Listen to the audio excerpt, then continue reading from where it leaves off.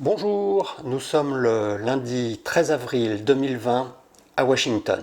Le printemps s'est installé à Washington, mais cette année ce sont les chiens qui promènent leurs propriétaires ou les parterres de tulipes qui vont profiter des beaux jours. Un confinement printanier pose beaucoup de problèmes de logistique. Et malheureusement, je n'ai que des demi-solutions ou des mauvaises solutions.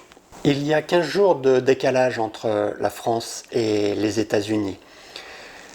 J'avais vu le confinement se profiler avec la pandémie. J'avais acheté des produits de première nécessité comme de la lessive ou du dentifrice et quelques conserves. Mais quand on habite dans un petit appartement à Washington, la place manque vite quand on fait du stockage. Du coup, les tables de nuit se sont transformées en zone de stockage pour la lessive et le dentifrice. Ce qui met mes nerfs à rude épreuve, c'est le ravitaillement.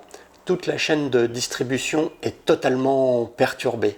Quand vous faites vos commandes sur Internet, la plupart des articles sont inexistants ou manquants.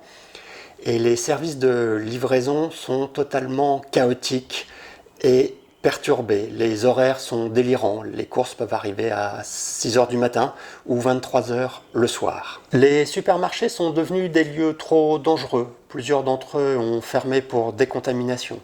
Et vous mettez des heures à faire vos courses.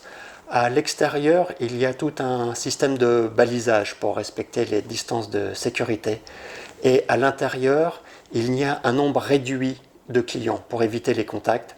Donc du coup, ces endroits sont trop dangereux et vous mettez beaucoup trop de temps pour faire vos achats.